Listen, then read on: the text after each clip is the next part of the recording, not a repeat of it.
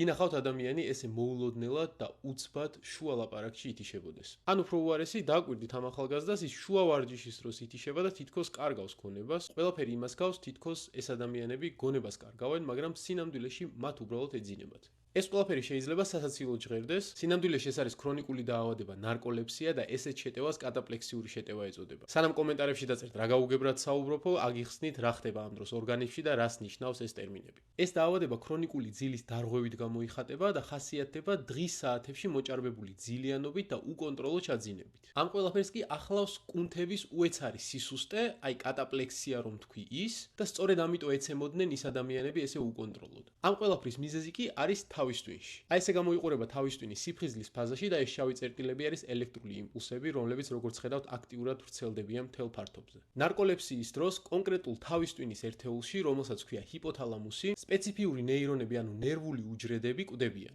ამ ნერვული უჯრედების ფუნქცია იყო, რომ გამოემუშავებინათ ჰიპოკრეტინი. ეს ნივთიერება, ანუ ჰიპოკრეტინი, ააქტიურებს ჩვენს სიფხიზლეზე პასუხისმგებელ ცენტრებს თავის ტვინში და უზრუნველყოფს იმას, რომ ჩვენ ესე არაკონტროლირებულად უცებ ძილის ფაზაში არ გადავიდეთ. სწორედ ამ ნივთიერების ნაკლებობა იწვევს ნარკოლეპსიით დაავადებულ ადამიანებში ამ უკონტროლო ჩაძინებას და ზოგადად სიფხიზლისა და ძილის ფაზების მოშლას. ამ დაავადების კონტროლი კი გარდა ფიზიკური აქტივობისა და ცხოვრების სტილში ცვლილებების შეტანისა ხდება რა თქმა უნდა მედიკამენტოზურად. ძირითადად ისეთი მედიკამენტებით, რომელთაც სტიმულატორები ჰქვია და დღის განმავლობაში ამცირებენ ესეთი ადამიანებისთვის ამ უკონტროლო ჩაძინების ეპიზოდებს.